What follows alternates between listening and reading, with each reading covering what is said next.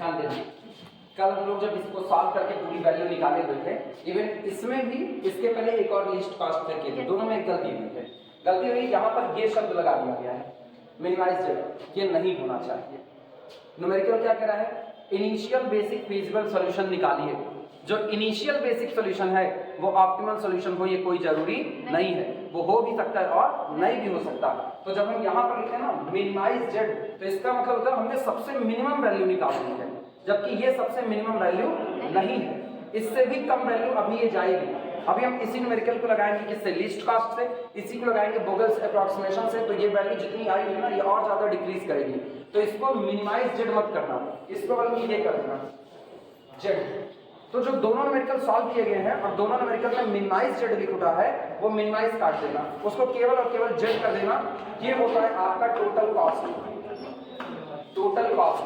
बस मतलब जब आपने पहले फेज में इनिशियल सॉल्यूशन निकाला, तो पहले फेज में इनिशियल सॉल्यूशन जो आपको टोटल कॉस्ट बता रहा है कितना खर्च आएगा, वो टोटल खर्चा आपका ये आएगा 1095। यही पुराने वाले न्यूमेरिकल में भी कर देना, दोनों न्यूमेरिकल में मिनिमाइज काट दो बस केवल, क्योंकि ये बेस्ट सॉल्यूशन नहीं है।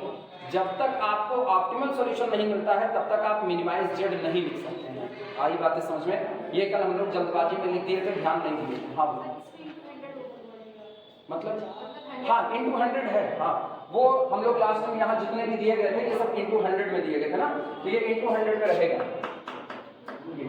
टोटल कॉस्ट है ये हमारी। ठीक, ये मिनिमाइज जेड नहीं है, वापस ख्याल रखना इस बात का।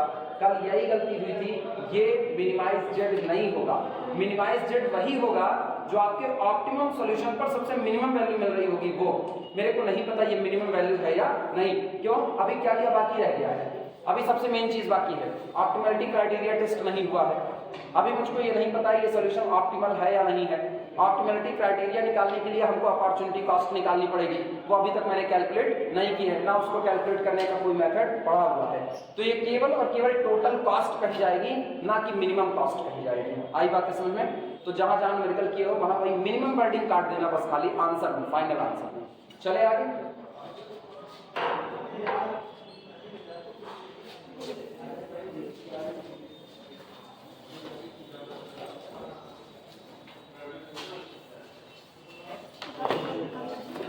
बाद में आए, इनको भी बता देना ना, ये अभी आएंगे।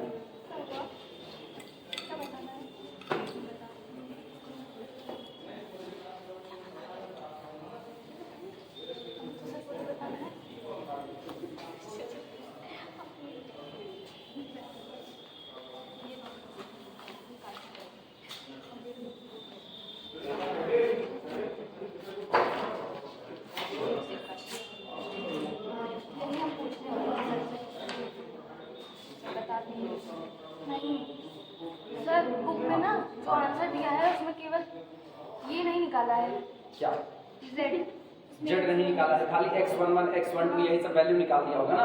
वो किताब वाले आधा काम करते हैं, हम लोगों को पूरा करना है, इसलिए जेड निकाल देना। ठीक, वो जेड को निकालना, बस जेड को टोटल कॉस्ट लिखना, ना कि मिनिमम कॉस्ट लिखना। मिनिमम कॉस्ट बाद में ऑप्टिमलिटी चेक करने के बाद ही होगी। चलो भैया फिर आगे बढ़ते हैं। तो ये सवाल हो गया था नॉर्थ वेस्ट कॉर्नर। अच्छा मेरे को ये बताओ, नॉर्थ वेस्ट कॉर्नर के कितने न्यूमेरिकल करवाए? दो करवाए, ठीक है। तो मेरे ख्याल से 2 बहुत है ना, सब एक ही जैसे तो है, सब एक ही जैसे हैं। चल रहे लीस्ट कॉस्ट अप्लाई कर लें, हेडिंग डाल दो लीस्ट कॉस्ट मेथड, हेडिंग है least cost method, least cost method, least cost method. Short में हम लोग इसको कहेंगे एलसीएम, शॉर्ट में इसको हम लोग बार बार एलसीएम लिखेंगे, लीस्ट कॉस्ट मेथड।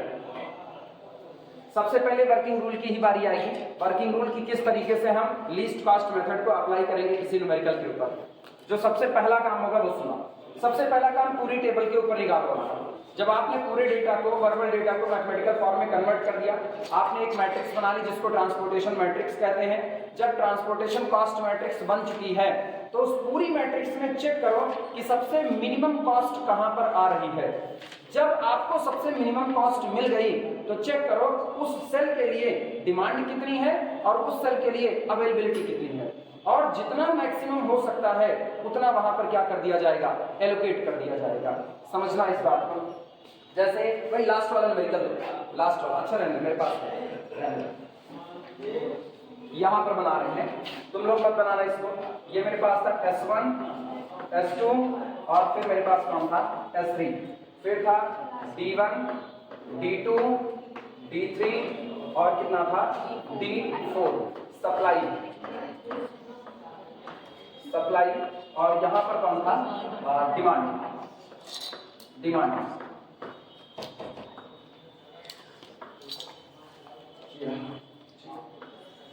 बनाना इसको, ये केवल समझाने के लिए बना रहे हैं।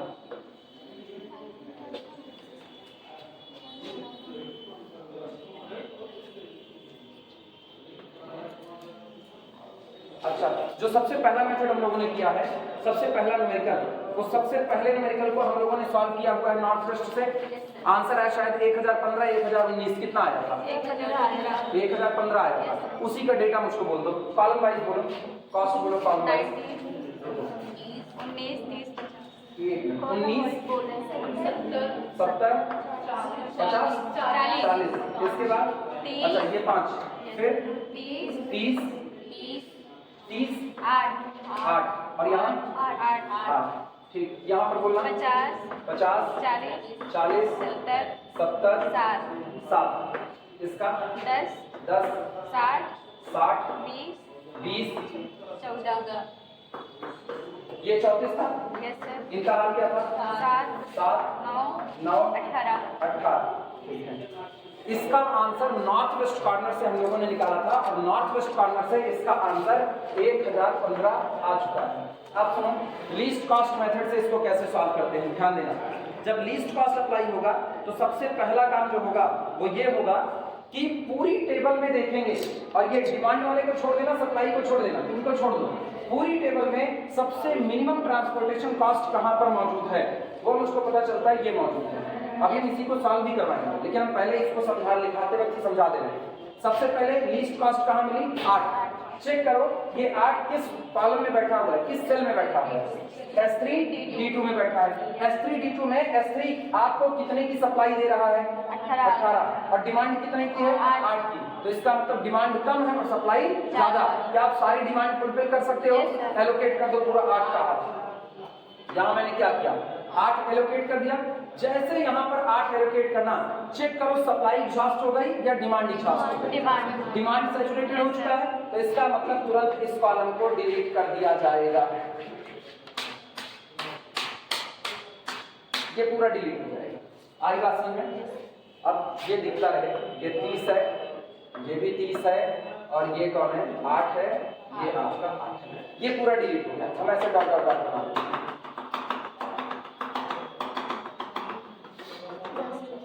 ये हुआ। इसके बाद जितना बचा उसमें फिर से चेक करो। अब ये याद रखना, ये सब करने के दौरान आपके दिमाग में सप्लाई और डिमांड को एडजस्ट कर लेना चाहिए तुरंत का तुरंत। डिमांड तो ऑलरेडी एग्जॉस्ट हो चुकी है, सप्लाई एडजस्ट करो। यहां से कितनी सप्लाई आपने निकाल दी 8, तो अब यहां सप्लाई कितनी बची 10, वो तुम्हारे दिमाग में बची होनी चाहिए। क्लियर है ये बात है? अब फिर चलो फिर से वापस टेबल में खोजो। अब अगली लीस्ट कॉस्ट कहां पर मौजूद है, तो अगली लीस्ट कॉस्ट 10 किस सेल में मौजूद है S1 D4 में। आओ S1 D4 पर डिमांड और सप्लाई देखो, डिमांड कितने की 14, सप्लाई कितने की 7। ऑब्वियस सी बात है डिमांड ज्यादा है सप्लाई कम, तो जितने की सप्लाई है पूरा पूरा ले लो। तो यहाँ पर कितना हो गया 7, इसको एलोकेट कर दो। फिर चेक करो कौन एग्जॉस्ट किया, सप्लाई या डिमांड, सप्लाई। आओ सप्लाई एग्जॉस्ट किया तो तुरंत ये पूरा डिलीट कर दो। भाई टाइम से चल दिया करो, हाँ सबको बता रहे हैं, अपने लेट नहीं होते। वो डिपार्टमेंट का दरवाजा खोलने मुझको जितनी देर लगे बस उतना ही 1-2 मिनट का मामला है, बाकी सही टाइम से आते हैं। अब ये छूट गया तुम्हारा, अब थोड़ी देर बाद हम लिखेंगे तभी तुमको समझ में आएगा, उसके पहले नहीं। सवारी नहीं मिली या तुम नहीं मिली, दो में से एक ही काम हुआ होगा। क्या हुआ था, सवारी नहीं मिली, पक्का तुम नहीं मिली ना। हाँ ये टाइम से पहुंचेंगे तो एक सवारी चली जाएगी, तो सवारी को ये नहीं मिली, सवारी तो मिल ही जाती टाइम से। चलो ये हुआ। अगला काम फिर आप यही काम दोहराओ, वापस फिर से चेक करो कि अगली लिस्ट कॉस्ट कौन सी है। तो अगली लिस्ट कॉस्ट कौन नजर आ रही है 20 19 19 कहाँ पर मौजूद है? अब कहाँ डिलीट हो गया? डिलीट वाले में से कौन खोजता है? 20 ये मिला।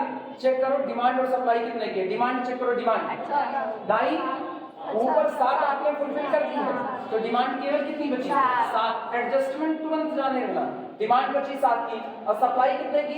10 की, क्योंकि 8 आप ऑलरेडी दे चुके हो। अब सोचो डिमांड 7 सप्लाई 10, क्या कम है क्या ज्यादा? डिमांड कम है, सप्लाई ज्यादा है। फुलफिल कर दो पूरा पूरा। कितना दे दें? 7 पूरा? 7 पूरा दे दो, उससे ज्यादा आप दे भी नहीं सकते हो। चेक करो किस रो या कॉलम में डिमांड या सप्लाई एग्जॉस्ट किया। 7 7 14 और ये कितना है? 14। डिमांड एग्जॉस्ट कर गई, डिमांड एग्जॉस्ट कर गई, इसको फिर से डिलीट कर दिया जाएगा। हाँ या ना? क्या सप्लाई एग्जॉस्ट की हुई है? नहीं। 7 7 14 1 15, अभी भी 3 की सप्लाई बची हुई है। हाँ या ना? तो इसको डिलीट मत करना। फिर चेक करो अगली लिस्ट कॉस्ट कहां पर मौजूद है? 2 जगह पर। हाँ, जैसे टाई हो गया, अब आपके दिमाग में पहली बात आएगी 40 में ये भी दे रहे हैं, 40 में ये भी दे रहे हैं, ज्यादा एलोकेशन कहां पर होगा उसको चुनना। पता है जब दाम कम है तो जितना ज्यादा खरीद सकते हो उतना ज्यादा खरीद लो। सेल लग गई कहीं पर, एक के साथ 2 फ्री आ रहा है, एक के साथ 2 फ्री, और आपको कह दिया गया सामान खरीदोगे मार्केट में तो सेल वाली व्यवस्था में ही खरीदना है। आपको किसी ऐसी दुकान पे सामान खरीदने की मनाही है जिस दुकान पे सेल नहीं लगी हुई है। तो ऑब्वियस सी बात है निगाह कहां अटकेगी? जहां ज्यादा मिल रहा होगा, जहां पर ज्यादा मिलेगा। तो जब 2 जगह पर लीस्ट कॉस्ट आ गई 40 40, तो सीधी सी बात है जहां एलोकेशन ज्यादा होगा उसको अडॉप्ट किया जाएगा, दूसरे को छोड़ देंगे। आओ चेक करते हैं। इस 40 के पास डिमांड कितनी है? 7 और सप्लाई कितने की है? 9 की। मतलब आप 7 का 7 एलोकेट कर सकते हो। हाँ या ना? जबकि इस 40 के पास आप केवल 3 दे सकते हो, क्योंकि सप्लाई केवल 3 की बची है। 7 7 14 1 15 15 3 18, यहाँ केवल 3 का एलोकेशन होगा, यानी 40 रुपए के हिसाब से केवल 3 यूनिट का ट्रांसपोर्टेशन होगा, और यहाँ 40 रुपए के हिसाब से 7 यूनिट का। फायदा किसमें है? 7 भेजने में, कितनी? 7 भेजने में। तो इसको 7 का एलोकेशन दे दो। हाँ या ना? अब एडजस्टमेंट देखना, कौन एग्जॉस्ट किया? डिमांड या सप्लाई? डिमांड 7 एग्जॉस्ट कर गई, लेकिन सप्लाई अभी भी 2 बची हुई है, इसको डिलीट कर दो। डिलीट हुआ। अब जो बचा तो 2 ही लोग बचे। और उसके 40 के पास और तो कुछ बचा भी नहीं ना। 40 के पास कितना दे सकते हो? 3, क्योंकि यहाँ 3 की सप्लाई बची और डिमांड कितने की है? 5 की। तो यहाँ पर 3 एलोकेट कर दो। हाय, अरे नहीं समझाएंगे फिर समझाएंगे, अभी परेशान ना होना ना। इसके बाद यहाँ पर बोलो 2, क्योंकि 7 दे चुके, 2 ही बचा है, डिमांड भी 2 बची है, सप्लाई भी 2 बची है, वो 2 यहाँ पर एलोकेट कर दो। निकल आया। आई बात समझ में? अब और कुछ करने की जरूरत नहीं। अब जरा देखो क्या ये रिम कंडीशन को सेटिस्फाई कर रहा है? टोटल सप्लाई बराबर टोटल डिमांड चेक करना। 3 2 5 8, फिर 7, फिर 7 7 14, डिमांड बराबर बैठी। सप्लाई देखना 7 7 2 9 7 8 3 18 हो गया। 7 3 10 8 18 बराबर बराबर। तो रिम कंडीशन सेटिस्फाई हो रही है। चेक करो क्या फीजिबल है कि नहीं है। रो की संख्या 3, कॉलम की संख्या 4 3 7, एक कम 6। देखो क्या 6 एलोकेशन हुए हैं?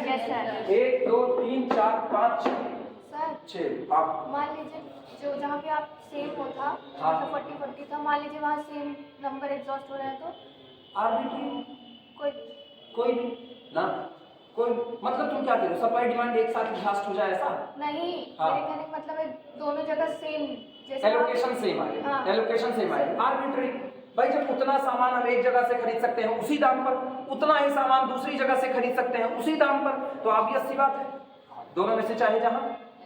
अब बात समझ में आई? न्योता देते वक्त यही तो होता है कि अगर आपको 2 घर में न्योता है, दोनों आपस में कनेक्टेड हैं, और आपको ये छूट है कि वहां जाओगे तो यहाँ आने की जरूरत नहीं है, यहाँ जाओगे तो वहां आने की जरूरत नहीं है, तो आर्बिट्री है। जब आप खुद ही कह रहे हो आने की जरूरत नहीं है तो एक जगह जाएंगे दूसरी जगह पर नहीं जाएंगे। लेकिन उलाहना भरी दृष्टि से अगर कहा जाए, देखा उनके यहाँ चला जाए तो हमारे दुआरे गोड़ न धरे, उनके यहाँ चला जाए तो हमारे दुआरे गोड़ न धरे। अब आप वहां पोज में पड़ गए हो, क्योंकि ये आर्बिट्री सिलेक्शन नहीं है। अब आपको बांधा जा रहा है।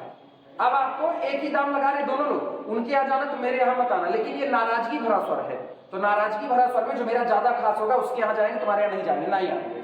यही तो काम होगा।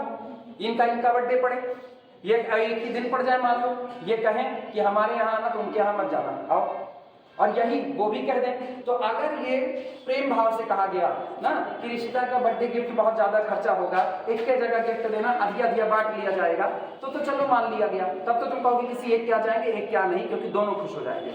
लेकिन उलाहना की दृष्टि में आप हमेशा वहीं जाओगे जहां आपका बेनिफिट ज्यादा होगा। ये ट्रू फैक्ट है और यही आम जिंदगी यहाँ अप्लाई हो रही है। आई बात समझ में? जिंदगी ऐसे ही गलती घटती है और कहीं से नहीं की। हाँ क्या हुआ? दोनों यहाँ नहीं जाएंगी, पैसा बचेगा। एक ही जगह बुला ले। अच्छा, आप मेरे को कोई ये कहे ना, मेरे को ये कहे और मेरे को गिफ्ट देना, हम तो सीधे कहेंगे यार ये देखा अब उनके यहाँ जा तू नाराज हो जावा, तू यहाँ जा वे नाराज हुए, छोड़ा हम क्यों किया ना जा। और जैसे अपने घर में आएंगे भले दोनों लड़ रहे हैं, पैसा बचेगा, इनको नहीं होता ना दे।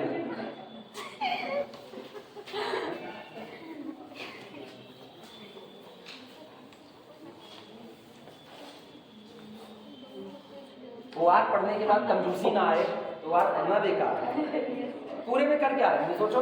प्रॉफिट प्रॉफिट प्रॉफिट और कॉस्ट। प्रॉफिट क्या कर रहे हैं? मैक्सिमम, और कॉस्ट मिनिमम। और उसके बाद भी आप कंजूस ना बनो तो आपका वार पढ़ना बेकार है। ढंग से पढ़ो बन जाओगे कंजूस 2 मिनट में। चलो लिखना चालू करो। Least cost. अब ये बताओ वर्किंग रूल समझ में आया कैसे हो रहा है? मेरे को केवल एक काम करना है, बच्चों वाली हरकतें करनी है। जहां सबसे कम दाम लगेगा वहीं से सामान खरीदना है, इतना ही काम हर बार करना है। और हर बार सप्लाई और डिमांड में जो सैचुरेट हो जाएगा उसको क्या कर देना है? बाहर कर देना है। वो पूरा का पूरा कॉलम डिलीट करना है या वो पूरी की पूरी रो डिलीट करनी है। इसके अलावा कोई वर्किंग रूल नहीं है। नॉर्थ वेस्ट कॉर्नर याद रखना, नॉर्थ वेस्ट कॉर्नर और लीस्ट कॉस्ट मेथड जितना आसान है गूगल्स तुमको उतने टेढ़ी खीर पड़ेगा। ठीक, इसीलिए ये दोनों समझ लेना। एग्जाम में इन दोनों पर एक क्वेश्चन जरूर मिलेगा, इन दोनों में से एक क्वेश्चन जरूर मिलेगा 6 नंबर का। और अगर ये गूगल से कहा तो लॉन्ग का मिलेगा। लॉन्ग कितने का है? 10 नंबर का, तो तुमको 10 नंबर मिलेगा। मतलब इस चैप्टर से तुमको या तो 6 नंबर मिलेगा या तो इस चैप्टर से तुमको 10 नंबर मिलेगा, इससे कम तो नहीं मिलेगा, ये तय मान लेते। चलो लिखना। लीस्ट कॉस्ट मेथड में सबसे पहले स्टेप 1 फर्स्ट लिखने की शुरुआत। सेलेक्ट द सेल, सबसे पहले उस सेल को सिलेक्ट कीजिए जहां पर आपको सबसे मिनिमम कॉस्ट पड़ रही है। Select the cell,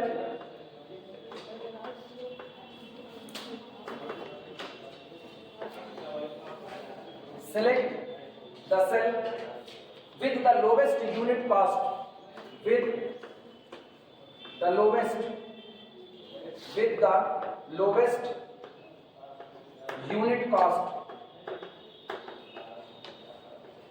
Select the cell with the lowest unit cost in the entire transportation table. Entire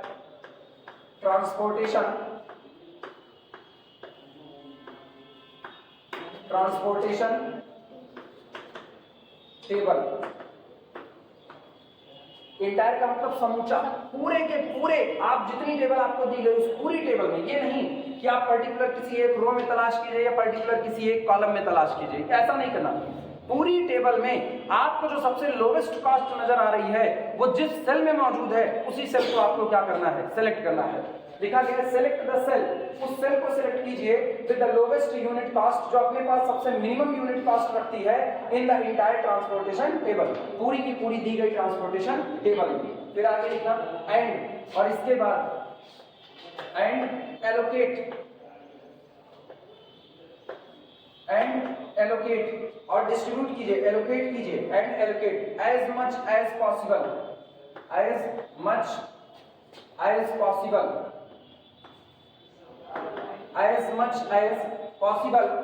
to this cell, और इस सेल को जितना हो सके उतना एलोकेशन कर दीजिए। इस सेल में जितना पॉसिबल है उतना एलोकेशन कीजिए। क्या पॉसिबल होगा? डिमांड और सप्लाई को देख करके पता चलेगा। डिमांड और सप्लाई में जो मिनिमम होगा वही एलोकेशन पॉसिबल होगा। लिखना in this cell and eliminate, और एलोकेशन के बाद एलिमिनेट कर दीजिए एंड एलिमिनेट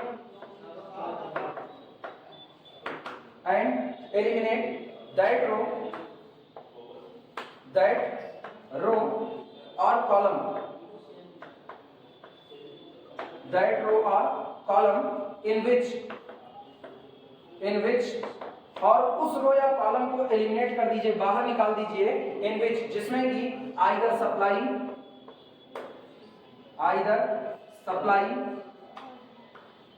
और demand is exhausted, either supply और डिमांड इज एग्जॉस्टेड, जिसमें डिमांड या सप्लाई कोई एक पूरी तरह से सैचुरेट हो चुकी है, या तो डिमांड सैचुरेट हो जाएगी या तो सप्लाई एग्जॉस्ट कर जाएगी। जिसका केस बन रहा है उस रो या कॉलम को आप क्या कर दीजिए, एलिमिनेट कर दीजिए या डिलीट कर दीजिए। ठीक, और एक काम करना, इस पूरे प्रोसेस में तुम अपने साथ हाइलाइटर जरूर रखना, एग्जाम टाइम में भी बता रहे हैं, ठीक है, हाइलाइटर जरूर रखना, उससे तुमको ना ये डॉट डॉट डॉट डॉट नहीं खींचना पड़ेगा। डॉट डॉट करने पे कभी कभी कुछ लोग ज्यादा डॉट लगा देते हैं, तो ज्यादा डॉट लगाने पे ना कॉपी ऐसी इतनी गंदी लगती है कि एग्जामिनर भी देखता है तो कहता है बस डॉटेड डॉट तो लगा हुआ है, बाकी किए क्या है, समझ आना चाहिए। जब हाइलाइटर से करोगे तो उसमें तुम्हारा फायदा होगा, तुम्हारी पूरी एंट्री भी तुमको विजुअलाइज होगी, क्योंकि हाइलाइटर उसको छिपाएगा नहीं, आपने कितने का एलोकेशन किया वो भी पता है, और एग्जामिनर को भी पता है कि किसी स्टेप में आपने कौन सा रो या कौन सी कॉलम को डिलीट किया हुआ है। ठीक, तुम्हारे लिए हम इसको बाकायदा बना करके लाए हैं, ये कुछ ऐसा नजर आएगा, हाँ या ना। एक ही सवाल की टेबल है, ऊपर नीचे बनाए हैं और लिखने का पूरा तरीका यहाँ पर है। ठीक, तो यहाँ पर पहली टेबल ये, यहाँ से लेकर के यहाँ तक पहली टेबल, जहां पर पहला एलोकेशन किया गया है जब 8 को दिए हुए थे, उसके बाद यहां से लेकर के यहां तक फिर उसी टेबल को बनाए हुए हैं, लेकिन इस टेबल में जो हो रहा है वो यहीं बगल में लिख रहे हैं कि किस सेल में आपका मिनिमम एलिमेंट मौजूद है, वहां पर आपने कितने का एलोकेशन किया है और फिर आपने उसको एलिमिनेट किया, तो यही जस्ट बगल में लिख रहे हैं। इसके बाद 2 स्टेप हो गए, तीसरे स्टेप में फिर जब 2 एलिमिनेट हो गया, तीसरे स्टेप में आए तो फिर यहाँ पर बता दिए लोवेस्ट कॉस्ट किस सेल में मौजूद है, फिर यहाँ पर एलिमिनेशन दिखाए हैं, और देखो पहले केवल एक कॉलम को डिलीट किया, दोबारा वाले में ये कॉलम तो डिलीट था ही था, एक रो और डिलीट हो गई, 2 हो गए, तिबारा वाले में देखो बढ़ गए 1 2 और फिर नया डिलीट हो गया 3, इसी तरीके से 4 में बातें खत्म हो गई।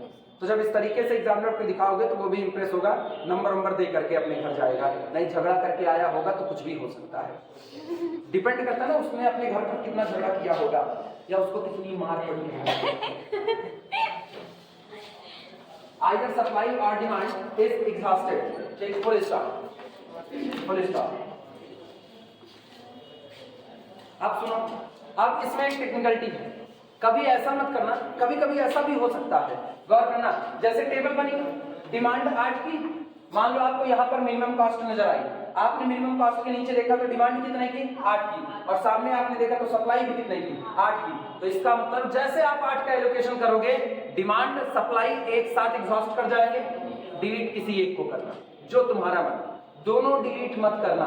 आई बातें समझ में? कभी भी ऐसा मत करना कि डिमांड और सप्लाई दोनों एक साथ एग्जॉस्ट कर गए तो आप दोनों एक कॉलम भी डिलीट कर दो और एक रो भी डिलीट कर दो, वो आपको डिजेनरेसी की तरफ लेकर के जाएगा।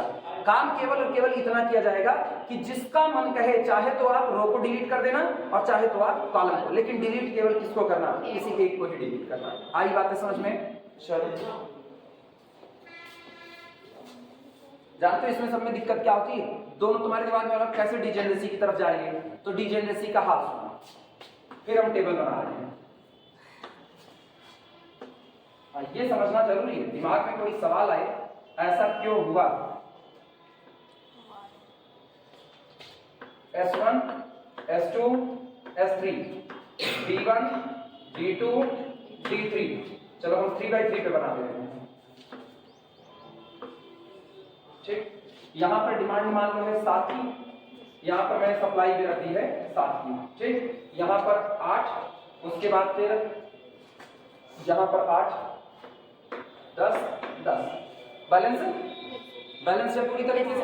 अब हम लीस्ट कॉस्ट भर रहे हैं, गौर करना, जैसे मान लो तुमने यहाँ पर देखा, यहाँ पर मिनिमम कॉस्ट आपको नजर आई, मान लो यहाँ मिनिमम कॉस्ट 2 रुपए होती, मिनिमम कॉस्ट कितनी होती 2 रुपए, और यहाँ पर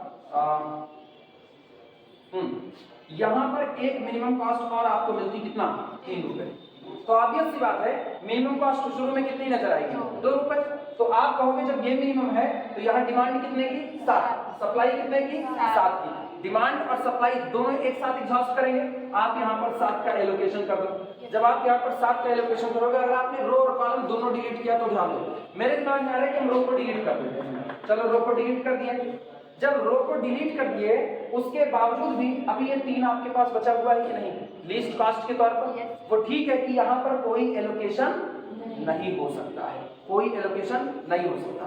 अब अगर आपने कॉलम को डिलीट किया तो गौर करना,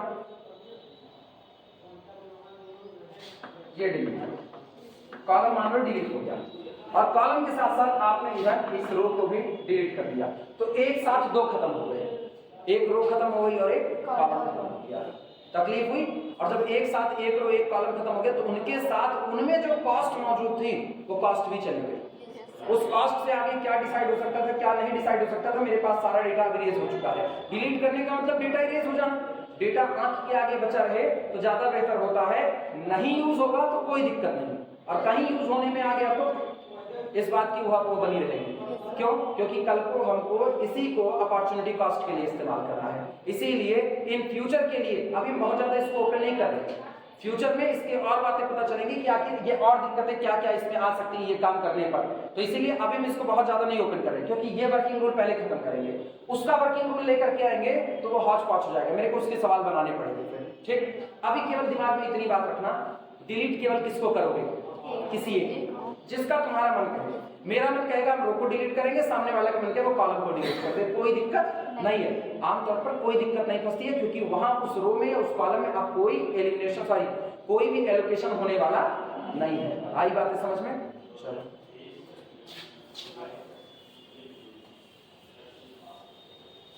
नीचे लिखना और इस बात को ब्लैक पेन से लिखना, if both a row and a column, इसको ब्लैक पेन से लिखना, ये ज्यादा इंपॉर्टेंट बात है। इफ यानी if both a row and a column ठीक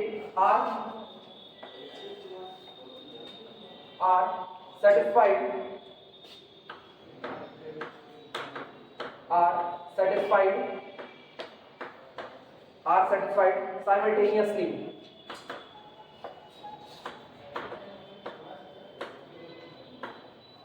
satisfied simultaneously, take only one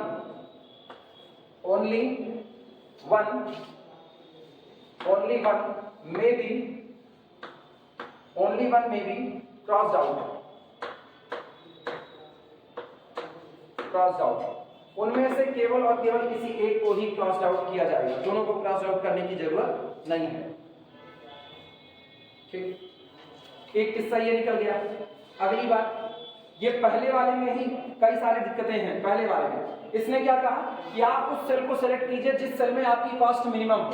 दिमाग में तुरंत आएगा, हो सकता है एक से ज्यादा जगह पर कॉस्ट मिनिमम हो, तो बात फिर वही है, अगर कॉस्ट एक से ज्यादा जगह पर मिनिमम आ रही है, जैसे तुमको मिनिमम कॉस्ट 4 रुपए मिली और वो 4 रुपए 4 जगह पर मौजूद हैं, पहली वाली सेल में भी 4, इसके बाद फिर किसी और सेल में भी 4, किसी और सेल में 4, अलग अलग जगह पर 4 आपकी मिनिमम कॉस्ट है, तो आप उस सेल को सिलेक्ट करो जिस सेल में मैक्सिमम एलोकेशन पॉसिबल होगा। इसको लिखना स्टार बना करके, if the smallest unit cost, star करके लिखना, if the smallest unit cost, if the smallest unit cost cell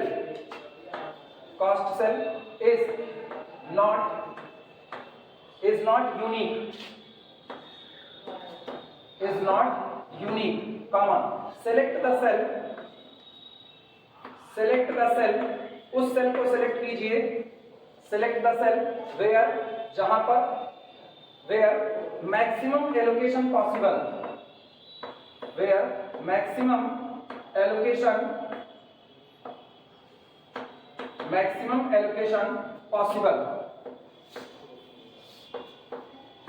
उस सेल को सेलेक्ट कीजिए जहां पर मैक्सिमम एलोकेशन पॉसिबल है।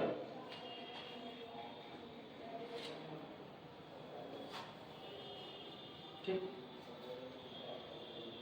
बस इसके बाद अगला काम सिंपल, 2 ही स्टेप में इसका वर्किंग रूल खत्म। अगला काम यही होगा, adjust demand and supply, demand और सप्लाई को एडजस्ट कीजिए और रिपीट द स्टेप 1, और स्टेप 1 को फिर से क्या किया जाएगा, रिपीट कर दिया जाएगा, और तब तक रिपीट करेंगे जब तक कि रिम कंडीशन को सेटिस्फाइड करते हुए सारे के सारे एलोकेशन नहीं हो जाते हैं, लिखना इसी बात को। After adjusting, second step 2, after adjusting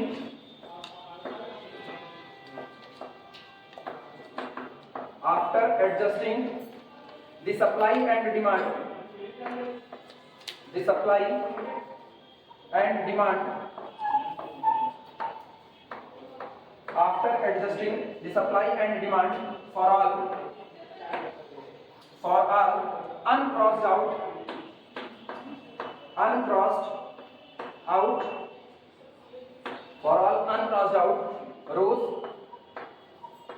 rows and columns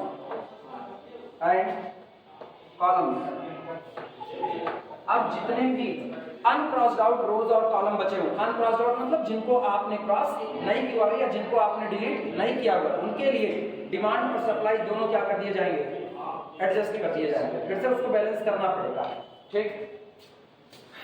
and repeat, आगे लिख देना, रिपीट द प्रोसीजर, कुछ गलत हो रहा है क्या? After adjusting the supply and demand for all uncrossed out rows and columns, repeat the procedure. कुछ लैंग्वेज बोलते हैं ना, ज्यादा लंबा पड़ जाएगा।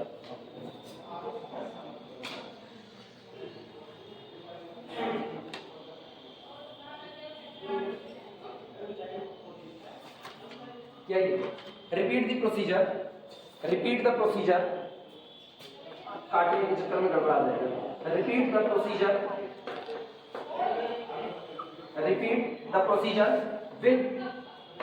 विद आप फिर से इसी प्रोसेस को रिपीट करेंगे, लेकिन इस बार जो रिपीटेशन होगा वो नेक्स्ट लीस्ट कॉस्ट के साथ होगा, क्योंकि पहली लीस्ट कॉस्ट तो आपने खत्म कर दी। पहली लीस्ट कॉस्ट अगर 10 रुपए आ गई तो इसका मतलब है वो सबसे छोटी थी, तभी तो आपने उसको चुना। तो अब अगर कोई कॉस्ट लीस्ट बनना चाहती है तो लीस्ट नहीं हो सकती है, बल्कि वो क्या होगी, नेक्स्ट लीस्ट कॉस्ट कहलाएगी। आई बात है समझ में? लिखना, repeat the procedure with next lowest unit cost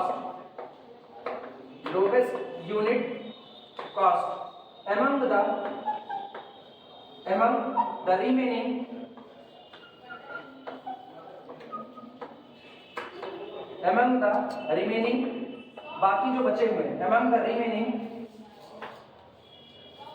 rows and columns, ठीक, and allocate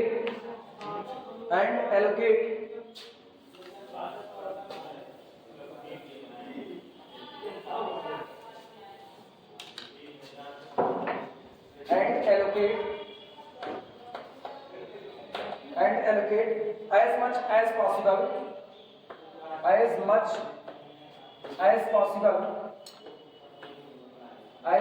as possible in this cell, और फिर आप वही काम कीजिए, इस सेल में जितना हो सकता है उतना एलोकेशन कर दीजिए।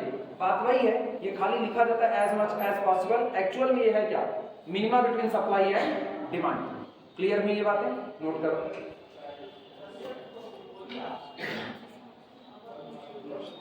हुआ? वापस क्या होगा, जब आपने एलोकेशन कर दिया तो फिर जिस रो या जिस कॉलम में डिमांड सैचुरेट हुई होगी उसको क्या कर दिया जाएगा, डिलीट कर दिया जाएगा। आगे उसी में वर्डिंग बढ़ा दो, एंड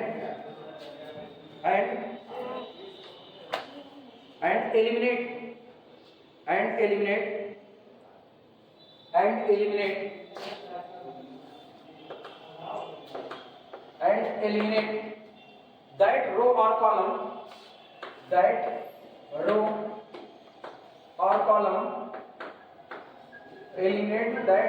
column और उस रो या कॉलम को क्या कर दीजिए, एलिमिनेट कर दीजिए जिसमें डिमांड या सप्लाई सैचुरेट हुई है। दैट रो और कॉलम इन विच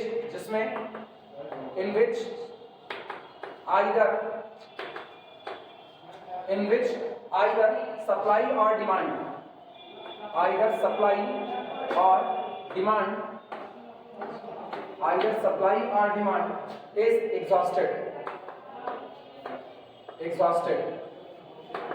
जिनमें सप्लाई या डिमांड एग्जॉस्ट कर गई उसको फिर से क्या कर देंगे, डिलीट कर देंगे। लास्ट स्टेप 3 और ये आखिरी स्टेप 3 में वही बातें हैं कि हम ये काम लगातार रिपीट करते रहेंगे। बोले repeat the procedure until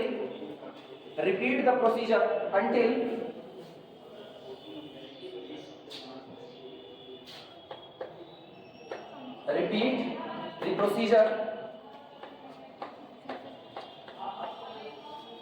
the procedure until तब तक इस काम को आप रिपीट करते रहिए until the entire available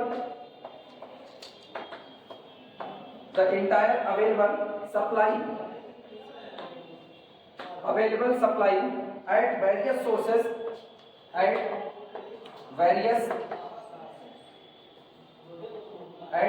sources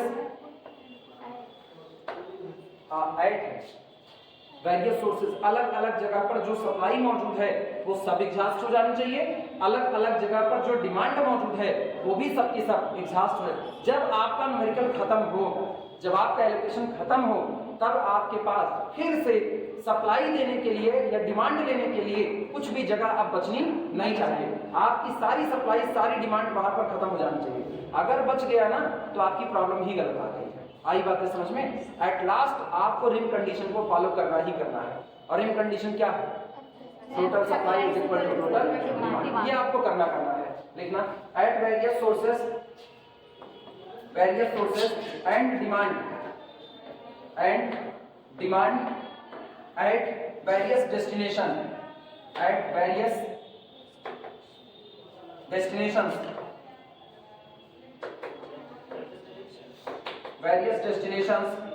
is satisfied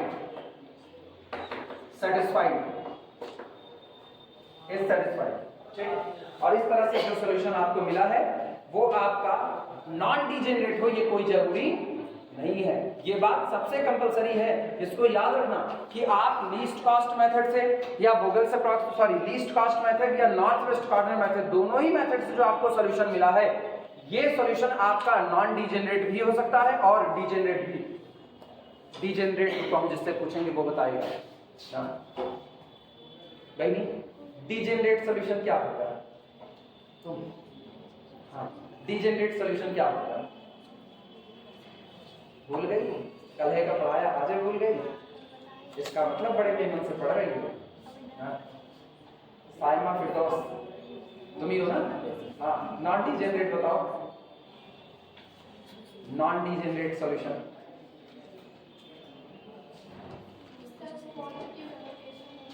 हाँ, पॉजिटिव एलोकेशन होगा तो डीजेनरेट बच्ची पॉजिटिव ही होगा आखिरी तक। नेगेटिव एलोकेशन तो हम कर ही नहीं सकते, या तो हम सामान खरीदेंगे या तो नहीं खरीदेंगे, उसकी कॉस्ट आएगी या तो नहीं आएगी।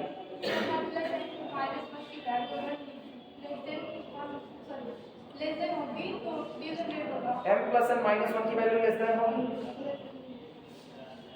सोच लो, हम मौका दे रहे हैं, अभी कल ही पढ़ाए हुए थे और कुरेद करके पढ़ा रहे हैं, उसके बाद भी ये गड़बड़ी है। नॉन डीजेनरेट नहीं, जिससे पूछेंगे वो बताएगा। हाँ, इधर नॉन डीजेनरेट, हाँ तुम्ही हाँ, नॉन डीजेनरेट नहीं, कल की क्लास ली थी, कल ली हुई थी, कल ही तो बताया थे नॉन डीजेनरेट। और मेरे ख्याल से 4-5 बार चिल्ला करके बताया। बताओ 3 लोगों से पूछे, 3 लोग हमको नहीं बताया नॉन डीजेनरेट। अब ये खराब लगता है मेरे को।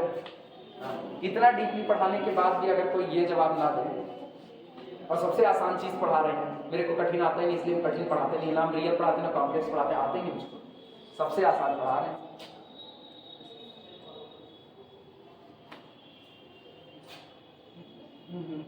बीच में सुनो, नहीं नॉन डीजेनरेट मत बताओ, ठीक, नॉन डीजेनरेट मत बताओ, तुम खाली ये बताओ लीस्ट कॉस्ट मेथड से। मैंने एक सवाल बताया, लीस्ट कॉस्ट मेथड से एक फीजिबल सॉल्यूशन निकाला।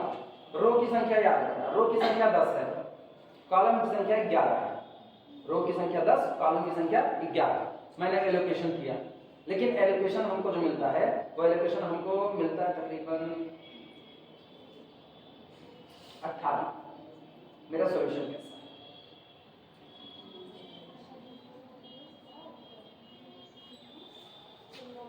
वो वही डीजेनरेट नॉन डीजेनरेट याद करके बैठी थी, हंस गई। अब बताओ, फिजिबल नहीं है, फिजिबल नहीं है, सोच लो।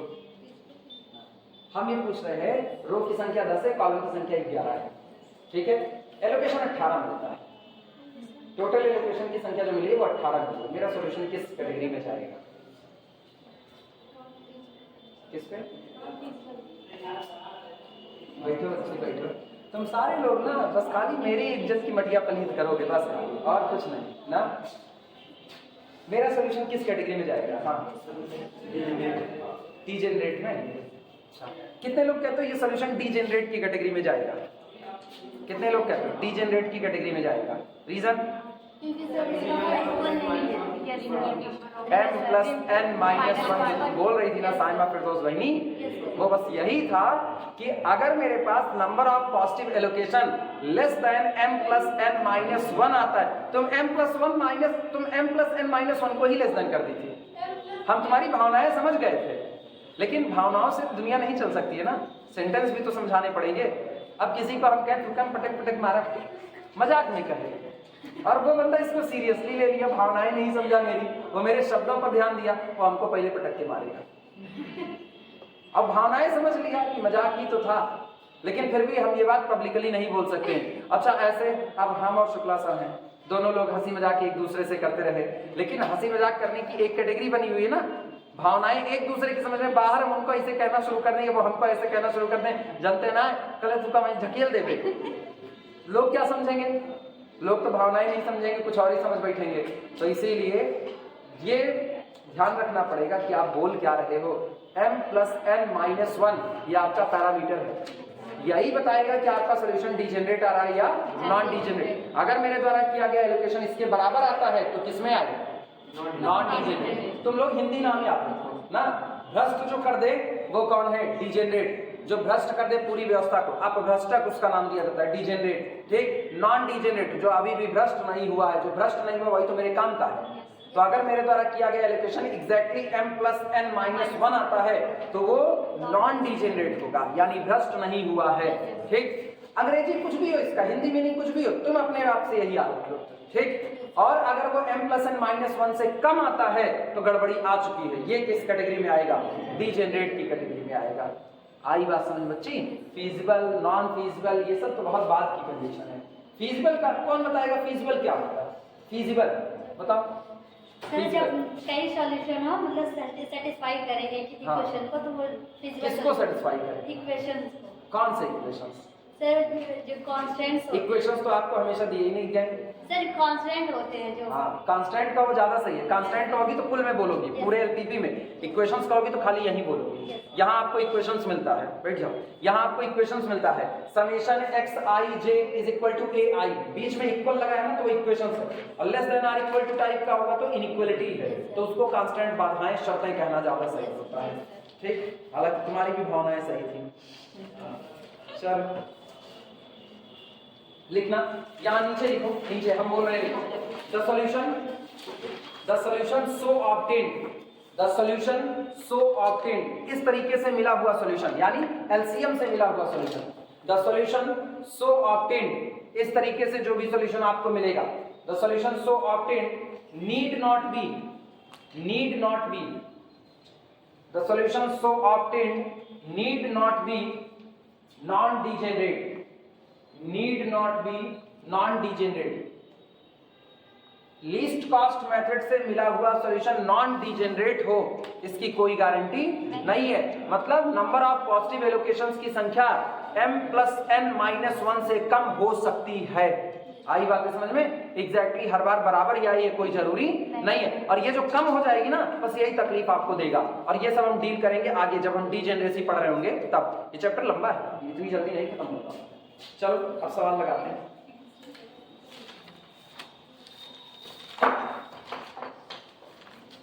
चैप्टर लंबा है, इतनी जल्दी नहीं खत्म होने वाला है। पूरी एलपीपी में हर चैप्टर में ढेर सारे टॉपिक हैं, भर करके सवाल हैं, और उसके बाद तुम लोगों का ये हाल है कि तुम लोग कल की पढ़ी थ्योरी आज भूल रहे हो। कल बादाम खाने की सलाह हमको दी जा रही थी ना, सब में से मेरे से ज्यादा जरूरत इन लोगों को है।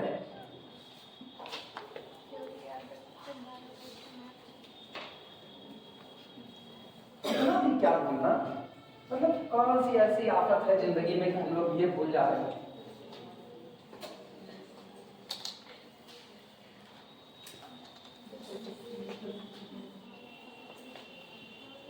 तुम में से मैक्सिमम तो रूम लेके रहते होगे ना, तो जो रूम लेके रहते हैं वो भी अगर भूल जाए तो बड़ी ताज्जुब की बात है। मैं अगर मान लो घर पे रह रहे हो तो हो सकता है टेंशन है, काम वाम नहीं करोगे, खाना वाना नहीं दिया जाएगा। यहाँ तो खुद ही बनाना है, बनाओगे तो ठीक है, नहीं तो रात को थोड़ी पीट करके सो जाओगे। किस पे? घर पे ज्यादा टेंशन रहती है सर, यहाँ खुद करना पड़ता है। हाँ, खुद से करने में जो कर रही हो अपने कर रही हो, घर पे जो रहता है उससे पूछो ना। घर पे तो मिलता है। बस बात कही ना, दूसरे की थाली में घी ज्यादा नजर आता है। जो घर में उसको लोग कहते हैं ये तो आराम से घर में इनकी मम्मी खाना बना करके दे देती होंगी इनको। बाजार जो घर पे बैठता है, अगर पापा एक बाल्टी पानी भर करके जा रहे हैं, या तो आप एकदम बेशरम ही होगे, और नहीं तो आप उनके दौड़े रुका पापा हम रख देते। बाइक बाहर खड़ी हुई है, रात के 8 बज गए, बाइक को अंदर करना है, पापा अंदर करने जा रहे हैं, आप दौड़ करके आओगे, रुका पापा हम अंदर कह देते। लड़की है, मम्मी अगर बर्तन धुलने गई हुई है, ठीक, पहुंच करके वो मदद करने के लिए पहुंच जाएंगी, नहीं धुलेंगी उठा करके बर्तन रखने चले आएंगे। घर पे जो रहता है ना 20 काम है, इसीलिए कहते हैं ना हाउस वाइफ की गिनती की नहीं जाती है। हाउस वाइफ की गिनती नहीं करती, कहते वो नौकरी नहीं करती। अरे उनकी नौकरी 24 मल्टीप्लाइड बाई 7 है। रतिया सो गई ना तो बस उतना ही समझ लो मरी हुई है, बस सुबह उठेंगी फिर वैसे वैसे। तब वो 24 मल्टीप्लाइड बाई 7 की जॉब है, और वो एक ऐसी जॉब है जिसमें आपको गिना भी नहीं जा। गजब की कंडीशन है। मम्मी से कभी पूछना ना, तब मम्मी का एक डायलॉग बड़ा फेमस रहता होता है। सबकी मम्मी के एक डायलॉग बहुत फेमस होता है ना, न रहा तब तू का पता लगे। कॉमन डायलॉग है या हर घर का ना, न रहा तो तू का पता लागे। तब समझ लो घर वालों को कितना काम होता है। सर, मगर यहाँ के अकॉर्डिंग घर पे आराम मिलता है। अरे काहे नहीं मिलता, 2 दिन रह के देखो तब पता चलेगा। चलो सवाल लगाते हैं, लिखना उसी पहले वाले न्यूमेरिकल को लगा, प्रॉब्लम लिखना, प्रॉब्लम लिखो। Find initial basic solution. सुनो, हम पहला वाला जो सवाल लिखवाए हैं जिसको वर्बल डेटा से मैथमेटिकल में कन्वर्ट किए थे, उसी को मैंने नॉर्थ वेस्ट से लगाया, उसी को हम चल रहे हैं लीस्ट कॉस्ट से लगाने। लेकिन ये लिखना अच्छा नहीं लगता है ना बार बार कि solve the first problem bye LCM, ये लिखना अच्छा नहीं लगता। टेबल खाली बना देंगे और लिख देंगे solve the following problem bye least cost method. ये याद रखना, ये टेबल पहले वाले न्यूमेरिकल की है, और जानबूझ करके हम इसको छोड़ नहीं रहे हैं। ऐसा नहीं कि मेरे को इससे बड़ी प्रीत है कि हम इसको छोड़ नहीं रहे, नहीं, हम डेटा कंपेयर कराना चाहते हैं कि जब आपने पहले निकाला नॉर्थ वेस्ट से तो 1015 आया, अब आप लीस्ट कॉस्ट से निकालोगे तो दाम और घटेगा, फिर आप इसी को वोगेल से निकालोगे तो दाम और घटेगा, और फिर हम इसी न्यूमेरिकल का ऑप्टिमलिटी भी चेक करेंगे कि ये ऑप्टिमल आया या नहीं आया, और चेक करेंगे क्या दाम और घट सकता है कि नहीं घट सकता है। इसीलिए हम इसको लेके चल रहे हैं। प्रॉब्लम लिखना, फाइंड इनिशियल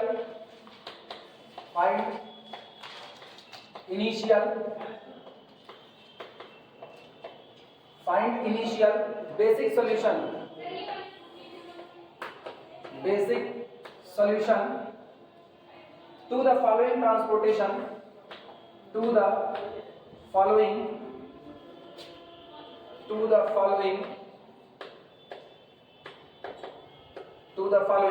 transportation problem.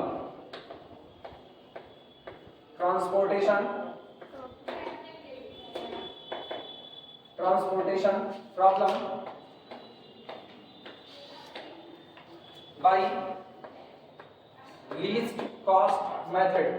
ठीक, टेबल बना लो फटाफट। S1, S2, S3, यहाँ पर डिमांड टेबल सबके पास मौजूद है, बना सकते हो खुद से भी। डिमांड,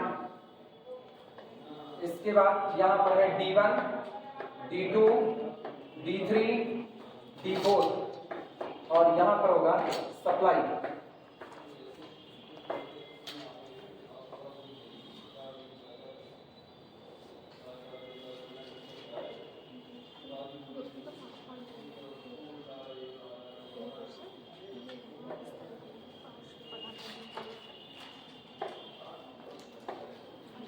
ये मेरे पास था 19 70 40, 19 70 40, और डिमांड थी 5 की, तो यहाँ पर 5 लिख देते हैं। इसके बाद 30 30 8, 30 30 8, डिमांड भी कितने की 8 की, 50 40 70, 50 40 70, और अपने पास डिमांड भी कितने की 7 की।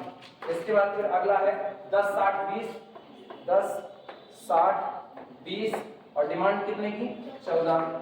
सप्लाई दे दो 7 8 18, 7 9 18 और यहाँ पर आया था 34। बना लो टेबल, फटाफट सॉल्व किया जाए।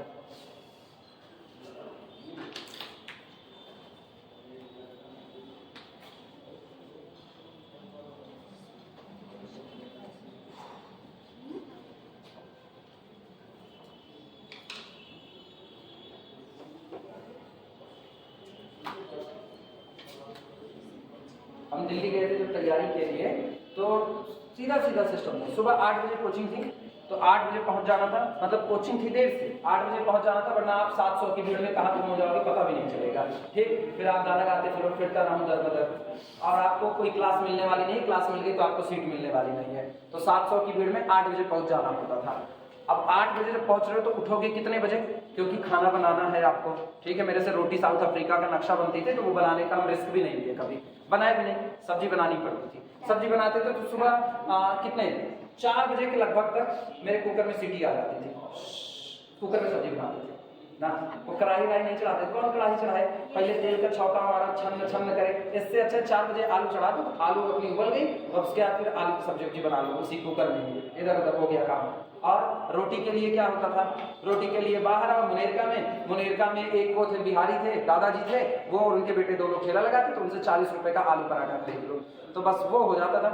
और यही दिन का खाना था, यही रात का खाना था। रात में खाना बनाते ही नहीं, रात में खाना नहीं बनाते थे कि कोई ये नहीं कह सकता कि मतलब बाहर गए तो स्ट्रगल नहीं किया, स्ट्रगल में बहुत किए, खाना नहीं खाया, इससे ज्यादा स्ट्रगल क्या हो सकता है। पढ़ाई करे चाहे ना करें वो अलग बात है। और तब, लेकिन तब था, तब अपना पढ़ पा रहे थे। घर आ जाओ तो घर के अलग काम होते हैं, बाजार जाना होगा आपको निकलना पड़ेगा, आप इनकार नहीं कर सकते हो। घर में बैठ करके आप खाली ये नहीं कह सकते हम बैठे ही रहेंगे आज पढ़वे करेंगे। और जो लोग ऐसा कहते हैं पता नहीं कैसे कह लेते हैं, मेरे से तो नहीं होता है, बहुत सीधी बात बता रहे, मेरे से नहीं होता है। फिर भी लोग कहते हैं हम 12 घंटे पढ़ते हैं, हम कहते हैं दिन के 24 घंटे में तुम 12 घंटे मतलब तुम सुबह 7 बजे उठते हो, शाम को 7 बजे तक किताब से चिपक जाते हो, उसके बाद तुम छोड़ते होगे, तो हाथ तो ऐसे जाम हो गए, ऐसे ही चलते भी होंगे ये लोग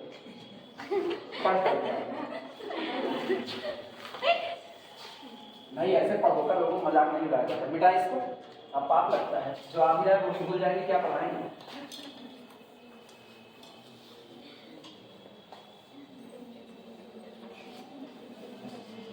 मुझको बहुत ज्यादा पढ़ने वालों से कभी जलन नहीं हुई, कभी नहीं, क्योंकि हम उनके बीच में रहे ही हैं। सोल्यूशन लिखो, अब सुनो सोल्यूशन ध्यान रखना, तुमको खाका पहले ही दिखा चुके हैं, कैसे लिखोगे पता है ना। कॉपी अपनी अपनी देख लो, देख ली अपनी कॉपी, इतनी देर से देख ही रहे हो, झूठे कह रहे देख लिए। इसके बाद लिखने का तरीका यही है, एक बगल यहाँ पर छोटी छोटी मैट्रिक्स बनाना, बहुत बड़ी मैट्रिक्स मत बनाना, छोटी छोटी मैट्रिक्स बनाना, जिस मैट्रिक्स पर जो काम करना उसको यहीं बगल में लिखना। ठीक, तुम फिर से भूल गए हो कि तुमको फिर से लिखा दे रहे हैं, बिल्कुल इसी तरीके से काम करना है। मैट्रिक्स यहां से चली है और यहां तक खत्म हो गई है, हाँ या ना, और इतनी ही जगह आपको चाहिए बस लिखने के लिए। तो डेटा आप छोटा छोटा लिखो, क्योंकि तुमको कोई ऐसी आंख की बीमारी नहीं है कि तुमको दिखने में तकलीफ आएगी, तुम अपना बना सकते हो। आई बात समझ, मेरा तो बोर्ड है, तो बड़ा बड़ा लिखेंगे, फ्री की चौक है, फ्री की नहीं यार, हम खरीद के लाएंगे। S1 यहाँ पर लिख रहे हैं, S1 यहाँ पर S2, यहाँ S3 और यहाँ पर डिमांड। अब यहाँ से काम शुरू कर रहे हैं तो बनाना पड़ेगा। यहाँ पर D1, यहाँ D2, इधर D3, यहाँ D4 और यहाँ पर सप्लाई।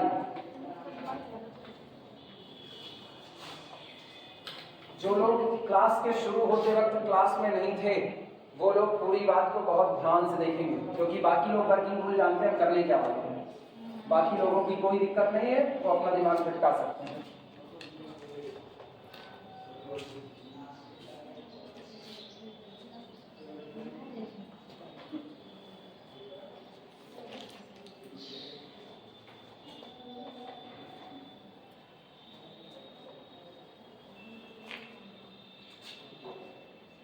तुम लोग मत बनाना, अब अगली वाली टेबल हम बना रहे, तुम लोग मत बनाना।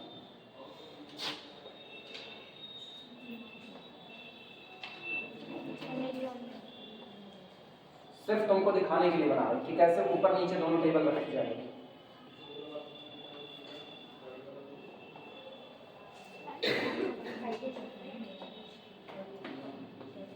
सप्लाई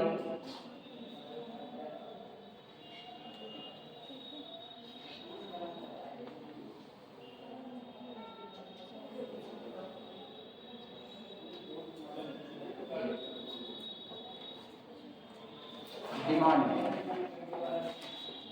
ये आपके पास है D1, D2, D3, D4, S1, S2, S3, ठीक। चलो डेटा पढ़ते हैं पहले। ये कितना था 19 के बाद 70, फिर कितना 40, और यहाँ पर डिमांड कितने की 5 की, ठीक। फिर कितना 30, 8 और डिमांड भी 8, ठीक। अगला 50, 40, 70, 7, इसके बाद 10, 60, 20, चलो ये 7, 9, 18 और ये रहा 34। अब सुनो, ऐसे एक टेबल बनेगा और इसी टेबल के बगल में लिखने चल रहे हैं कि मिनिमम कॉस्ट किस सेल में मौजूद है। सबसे पहले यही बात लिखी जाएगी। हम लोग यहाँ पर लिखेंगे मिनिमम कॉस्ट, ध्यान से सुनना, यहाँ पर लिखेंगे minimum cost is equal to 8, ठीक। कहां पर? इन या हाइट S3 D2। तो यहां पर हम लिख रहे हैं minimum cost is equal to 8 height S3 D2। हाँ या ना? अब हम जितनी बात करेंगे वो हम S3 D2 के लिए ही करेंगे, लिखना बाद में, पहले मेरी बात समझ लो इत्मीनान से। वेयर, जहां पर वेयर, अच्छा इसको हम ऐसे लिख रहे हैं A1 ये कौन, A2 ये कौन, A3। सप्लाई लिखी जाती है A1 A2 और A3, और डिमांड कैसे लिखी जाती है? ये आपका कौन है B1, ये कौन B2, ये कौन B3 और ये कौन B4। Where minimum of A1 और कितना कहां पर है? अच्छा इसमें है ना, तो A3 लेंगे। मिनिमम ऑफ A3 क्योंकि सप्लाई 18 की है, और कितना B2, A3 B2 is equal to B2, that is equal to 8। हाँ या ना? वापस ध्यान देना, सप्लाई कितने की है? 18 की। डिमांड कितने की है? 8 की। सप्लाई और डिमांड में कौन मिनिमम है? डिमांड, जो कि 8 है, तो इसीलिए मिनिमम कितना हुआ? 8। एलोकेट हियर, इस पूरे 8 को हम लोग क्या कर देंगे? एलोकेट करेंगे। तो यहां पर हम लिख रहे हैं एलोकेट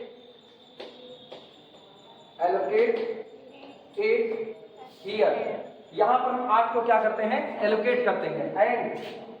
एंड लाइन आउट या cross out, and cross out किसको एग्जॉस्ट करेंगे?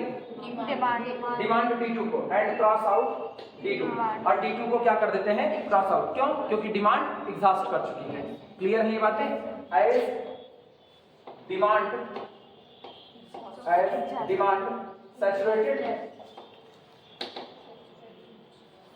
सैचुरेटेड, ठीक। अब गौर करना, यहां पर हम 8 एलोकेट कर रहे हैं, 8, और 8 को एलोकेट करने के बाद ये हम पूरा डिलीट कर दे रहे हैं। डॉट डॉट ऐसे दूर दूर लगा रहे हैं जिससे तुमको दिक्कत ना हो। ये रहा, चलो इतना काम करो पहले। अब पहले ये काम करो।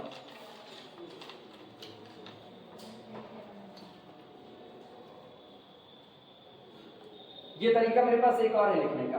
अभी जैसे पहली टेबल में ये लिखे ना, दूसरी टेबल में हम दूसरा तरीका बता रहे हैं लिखने का। तुमको जो पसंद आएगा तुम उस तरीके को करना।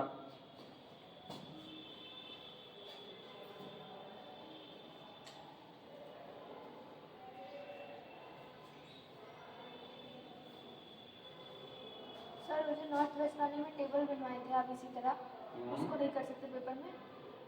जब कह देगा तो नहीं कर सकते। अगर उसने कह दिया ना कि solve by least cost method, तो अपने मन से कुछ नहीं कर सकते। एक नंबर ले लेंगे। हाँ मतलब जैसे ये इस इसको लिखने का तरीका आप बताए थे जिसमें टेबल बनाए थे, हाँ तो वही उस तरह टेबल नहीं कर सकते जब ये लिखना पूरी हो। कौन सा बच्चे टेबलिया बना कैसे पाओगे? उसमें तो बना दिए थे, इसमें कैसे बना पाओगे? इसमें नहीं, उसमें उसी में उसमें तो टेबल बना ही सकते हो, उसमें तो इसीलिए तो लास्ट में टेबल बना करके किए थे। पेपर में कर सकते हैं। हाँ हाँ बिल्कुल, अरे वो ऑथेंटिक मेथड है। वो अलग ज़्यादा इजी है। कोई एग्जामिनर उसको काट दिया तो फिर पता चलेगा हम लोग एग्जामिनर को आगे मत सोचना, कुछ आगे कुछ सोचने की जरूरत नहीं है ना, ऐसे कोई स्टेटमेंट नहीं बने हैं। हम लोग हमेशा बोलो कुछ समझ कुछ लेते हैं, भावनाएं बड़ी आहत होती हैं हिंदुस्तान में। मेरी भी कभी आहत हुई बहुत ज़्यादा जब मुझको साइंस साइड से पढ़ाया गया। साइंस साइड पढ़ने का मन नहीं था, लेकिन लोग कैसे पढ़ो, मोहल्ले में नाम दिखाना था। खैर मेरे घर वालों को मोहल्ले में नाम नहीं दिखाना था कि हमारा लड़का साइंस साइड है, वो तो हमने मजबूरी में चुना था और कुछ आता ही नहीं था, रट्टा मारना था सब जगह, यही एक आता था हमको, चलो टैलेंटेड हम बचपन से, इसीलिए हमने टॉप किया जनपद साहब में। तुमको पता है नहीं हम जनपद साहब टॉपर नहीं पता? चलो तुम लोगों को क्या ही नहीं पता, हम टॉपर है, बस वो जो लिस्ट थी टॉपर वाली वो नीचे शुरू होती है क्योंकि ऊपर वाली जगह पर कोई और काबिज था। असल में हम लोगों को ऐसे तकलीफ नहीं दे सकते ना, लोग ने हमको ऊपर वाली जगह जगह ठीक है नीचे बैठ जाते हैं तो नीचे स्टॉप कर लिए। चल फिर देखना, अब दूसरा तरीका यहाँ पर बताएंगे, ठीक है? तुम्हारी मर्जी, तुम पहले तरीके को अपनाओ, तुम्हारी मर्जी दूसरे को। मेरे से कोई पूछेगा एक को नहीं अपनाएंगे, पूरा डिस्क्रिप्टिव लिखेंगे। देखना फिर वापस लिख रहे हैं 19, इसके बाद फिर कितना 70, अगला कौन है 40, इसके बाद फिर यहाँ पर 5। अब ये आपका है B1। तुम्हारी मर्जी, सुनो तुम्हारी मर्जी, तुम इसको लिखो और मर्जी इसको क्रॉस आउट करके दिखा दो, भरने की कोई जरूरत नहीं है। मतलब तुम चाहो तो तुम इसको ऐसे ऐसे क्रॉस आउट यहीं पर कर दो, भरने की कोई जरूरत नहीं। लेकिन अच्छा ये लगता है कि आप सारा डेटा भरे हुए, उससे लास्ट में जो आपको टेबल मिलती है हाईलाइटेड करने के बाद ना, वो सब फाइनल बता देती है कि आपने एलोकेशन कहाँ कहाँ पर पाया हुआ है। तो अभी हम फिलहाल भर दे रहे हैं, ये है 30, इसके बाद 30, फिर कितना 8, और यहाँ पर एलोकेशन कितने का 8 का। यहाँ पर डिमांड भी कितने की थी 8 की, जो कि सैचुरेट हो चुकी है। इसके बाद 50, फिर कितना 40, इसके बाद कितना 70, और यहाँ पर कितना था 7, जो कि मेरा कौन था B3। इसके बाद 10, फिर कितना 60, इसके बाद 20, फिर 14, that is equal to B4। फिर यहाँ पर आना 7 इज इक्वल टू A1, इसके बाद 9 इज इक्वल टू A2, फिर अगला मेरे पास है 18 इज इक्वल टू A3, और यहाँ पर कितना आया था 34। ये क्रॉस आउट है, इसकी दिक्कत नहीं है। चलो बोलना नेक्स्ट लीस्ट कॉस्ट कितनी है? 10। यहाँ पर लिख रहे हैं next least cost is equal to 10। कहाँ पर? एट सेल बोलो, सेल S1D4 एट S1D4। अब देखना वेयर, जहां पर दूसरा तरीका सुनो, वेयर सप्लाई डिमांड। सप्लाई कितने की है? सप्लाई बोलो, सप्लाई 7 की है, हाँ या ना? इसके लिए बात हो रही है, सप्लाई 7 की है और यहाँ पर डिमांड कितने की है 14 की है। तो सप्लाई आपकी हो गई सप्लाई 7 और डिमांड कितना 14। ठीक, अब तुमको 7 दिख रहा है, मिनिमा कौन है 7, एलोकेट 7 हियर। यहाँ पर आप 7 को क्या कर दो, एलोकेट कर दो। तो हम लोग ऐसे लिखेंगे यहीं पर एलोकेट 7 हियर। हम यहाँ पर 7 को क्या करते हैं, एलोकेट करते हैं। दिक्कत भी देखने में नहीं, एलोकेट 7 हियर। और जब 7 एलोकेट होगा एंड लाइन आउट, ये बताना जब आप यहाँ पर 7 एलोकेट करोगे तो कौन सैचुरेट हुआ, डिमांड या सप्लाई? सप्लाई। तो अब आप ये पूरा डिलीट कर दोगे एंड लाइन आउट किसको, S1, and line out S1। ठीक, क्यों? क्योंकि supply exhausted, as supply exhausted. कोई खास अंतर नहीं दोनों तरीकों में, दोनों सेम टू सेम ही चल रहे थे। यहाँ पर मैंने वेयर मिनिमम ऑफ दिस करके बताया, यहाँ पर मैंने इस तरीके से बता दिया है, और यहाँ सीधे लिख दिया है एलोकेट 7 दिया है। क्लियर हुआ कि नहीं? बनाओ इसे।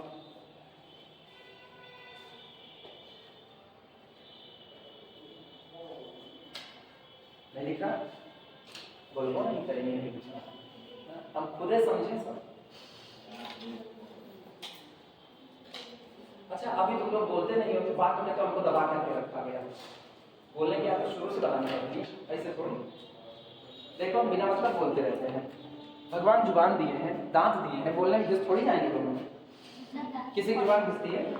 दांत टूटते नहीं बोलने में, गलत बोलने में टूटते हैं। किसी दांत से नहीं बोलते हैं। दंत स्वर क्या है बच्ची? दंत स्वर बताओ, दंत स्वर। तालु स्वर जानते हो?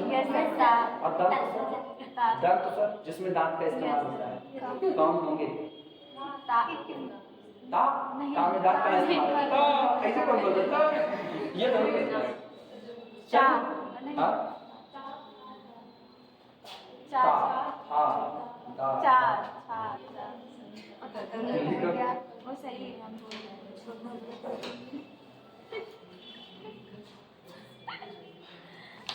बनाओ फटाफट टेबल बनाओ, तो अगली चीज़ 2 टेबल और बनेंगे इसमें।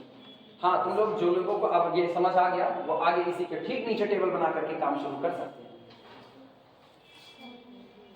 हमको तो ऊपर वाली टेबल को सुधारना पड़ेगा। मेरे पास रास्ता है, ऊपर वाले में फेरबदल कर लेंगे।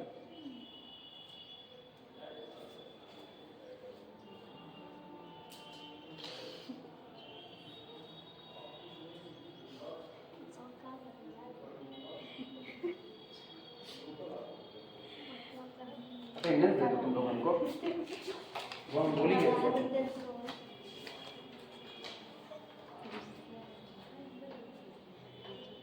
आज कितनी तारीख है? आज 7 है ना?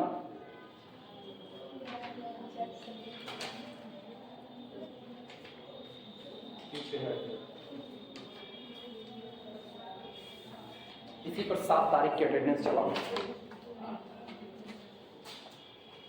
तारीख बन गई सबकी टेबल?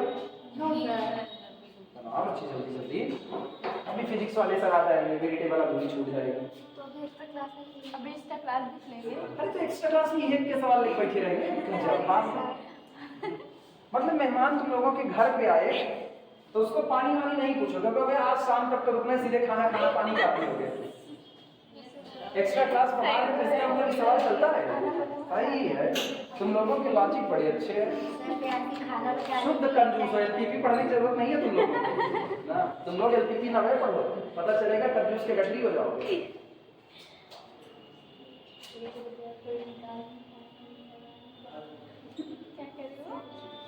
बन गया? हाँ नहीं, ये वाले कुछ लोगों का ये भी बात है, वो तो बन गया। ये बन गया। अरे तुम यही पूछना है यार, तुम लोग।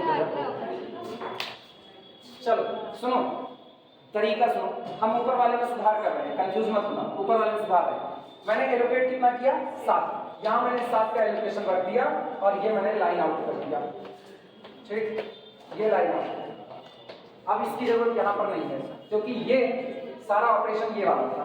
ठीक, इस टेबल में सुधार देगा, इसकी जरूरत नहीं है।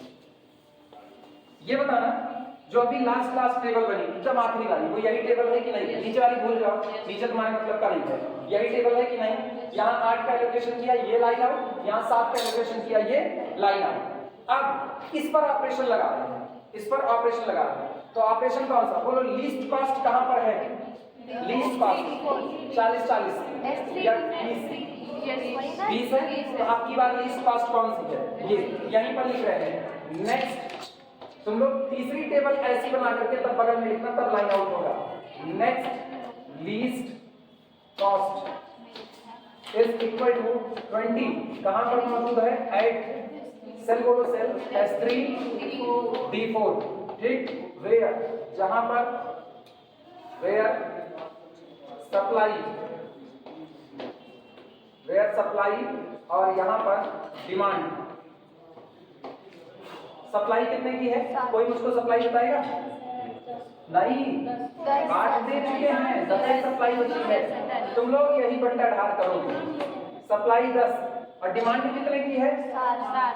डिमांड 7 ऊपर दे चुके हैं तो 7 की ही डिमांड बचेगी। डिमांड है 7 की। कौन मिनिमम है? डिमांड। तो एलोकेट 7 हियर, ठीक, एंड लाइन आउट। सुनो अब देखो यहाँ पर 7 रख रहे हैं, यहाँ 7 मैंने रखा, 7 रखने के बाद कौन लाइन आउट हुआ?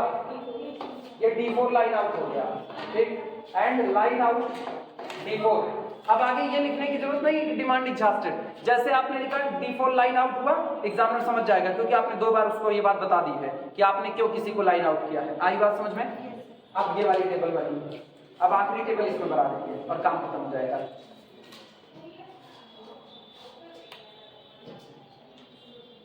अब देखना यहाँ पर हम भर रहे हैं, 7 मैंने यहाँ पर भरा हुआ है और इसको लाइन आउट किया हुआ है। अब इस टेबल का ऑपरेशन यहाँ पर फिर लिखेंगे। अब ये दोनों मिनिमम आ चुके हैं, ये मिनिमम आ चुके हैं, मैक्सिमम एलोकेशन जहाँ पॉसिबल होगा वही खोजना है अपने को। इतना बना लो तो इसकी बात करेंगे।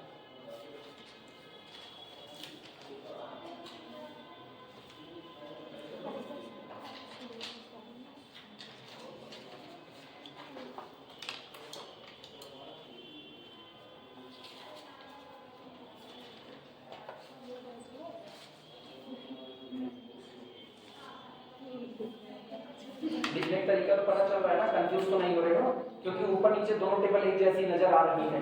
ये टेबल पहले बनी इस ऑपरेशन को लगाने के बाद, अब मैंने इसी टेबल को यहाँ पर कॉपी कर दिया है, समझना, इसी टेबल को यहाँ पर कॉपी कर दिया। क्यों? क्योंकि अब हम इस टेबल पर फिर ऑपरेशन लगाने जा रहे हैं जो हम यहाँ पर लिखेंगे, उसके बाद फिर ये बदलेंगे। तो ये भले दिख एक जैसा रहा है, लेकिन ये पहली टेबल है जो ऑपरेशन लगाने के बाद आई है और ये नए ऑपरेशन की तैयारी के लिए लिखा गया है। क्लियर हुआ कि नहीं? तो ये चौथी टेबल आपकी होगी। लिखते हैं आगे, नेक्स्ट लीस्ट कॉस्ट। यहाँ पर अब ये ऑपरेशन लिख रहे हैं कि जो इस पे लगाने जा रहे हैं, next least cost is equal to कितना? 48। लेकिन अब देखना लिखने का तरीका फिर देखो बदल रहे हैं। 8 कहां पर? सबसे पहले कौन सी सेल? 40 किसमें? S3D1, 8 S3D1 और कहां पर? S2D3 दो जगह पर आएगा, ठीक। अब दोनों जगह पर ऐसे ही बताइए, यहां पर S for supply, D for demand, हाँ या ना? S for supply, D for demand. जरा S3D1 में सप्लाई बोलो, S3 और D1, यहाँ सप्लाई कितने की है? 3 की। हाँ, 7 7 14 1 15, 18 की सप्लाई थी, 15 आप ऑलरेडी निकाल चुके हो, बची कितनी? 3। तो सप्लाई कितनी लिखी जाएगी? 3। अच्छा, डिमांड कितने की है? डिमांड 5 की है, ठीक, ये लिख दिया। अच्छा, यहाँ पर बोलना, यहाँ पर सप्लाई और डिमांड, हाँ ना, S2D3 देखो, S2D3 सप्लाई कितने की? 9 की और डिमांड 7। तो सप्लाई 9, डिमांड 7। यहाँ पर देना maximum allocation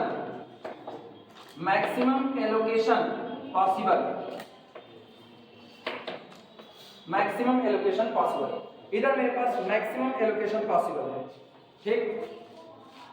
so select S3D2, S2D3। So allocate 7 in S2D3। चलो यहाँ पर 7 रखते हैं, 7 को एलोकेट करेंगे। कौन लाइन आउट होगा?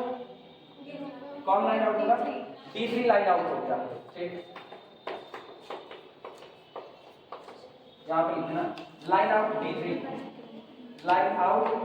D3। अब सुनो, आगे 2 टेबल और बनाने की जरूरत नहीं है। इन द सेम मैनर हम सीधे लिखेंगे, in the same manner allocate, यहाँ पर ये 70 है तो आगे लिस्ट कॉस्ट कौन है? 40। सब 2 ही बचे, 70 और 40 खुले नजर आ रहे हैं, तो यहाँ पर बचा 40। यहाँ पर कितना? 40 लिस्ट कॉस्ट है, एलोकेशन कितना दोगे आप?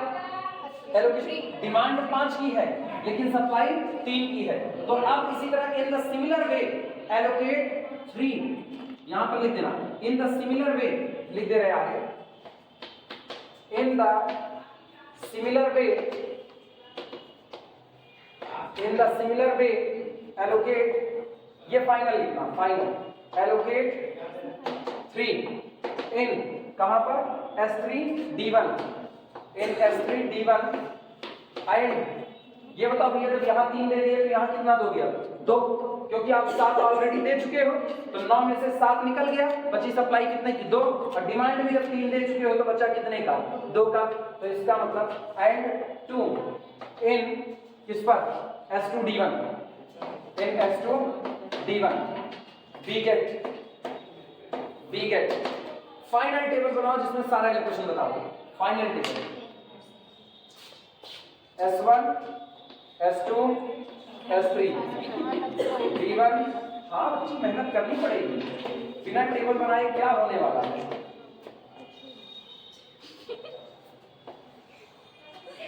तुम लोग सोच रहे थे बस ऐसे ही हवा में निकल जाएगा ये सप्लाई, गजब आदमी को मैगी खाने की आदत पड़ जाए, ये और कुछ नहीं है, ये मैगी का असर बस खाना और कुछ नहीं। 2 मिनट में मैगी लाना, 2 मिनट में मैगी खाना, सुबह दोपहर शाम को खाना, डिमांड। चलो यहाँ पर कितना था 19, फिर कितना था 70, फिर कितना आया अपने पास 40, लास्ट में हम फाइनल फुल एलोकेशन रखेंगे 30, इसके बाद फिर 30, फिर कितना अपने पास 8, इसके बाद 50, 40, फिर कितना 70, अगला कौन होगा 10 60 20, 10 60 20 और यहाँ पर 7 9 18 34 इधर, और यहाँ पर अपने पास है 5 8 7 5 8 7 3। चलो जो एलोकेशन आया उसको भर देते हैं। यहाँ पर 3 का एलोकेशन आया, यहाँ पर 2 का एलोकेशन आया, जो अभी वहां पर दिखाई नहीं है यहाँ पर लिखे हुए हैं, घबराना मत। 2 इन S2D1 यहाँ पर लिख रहे हैं फाइनल में, आई बात समझ में, वहां नहीं मेंशन करे, तुम्हारा मर्जी तुम मेंशन कर सकते हो क्योंकि आखिरी में हम इन दोनों को सीधे भर रहे हैं। क्लियर हुआ? फिर सुनना, और कहां पर एलोकेट किए, 10 के पास कितने का किए हैं 7 का, इसके बाद 40 के पास कितने का 7 का, और कहीं पर 20 के पास 7 का। गिनो कितने एलोकेशन, 2 1 3 1 4 1 5 1 छूटा क्या कहीं पर, हाँ ये 8 के पास 8 का, 2 2 4 2 6 एलोकेशन है, और 4 3 7, रो और कॉलम का जोड़ 7, 7 में से 1 कम 6, मतलब ये नॉन डिजेनरेट है। ठीक है, फाइनल एलोकेशन ये हुआ, बस इसी पर इसको रोक देना, इसी पर रोक दो ना। चलें हम इसी पहले निपटाया, फिर मिलते हैं कितने बजे, 12 12:30 पे मिलते हैं।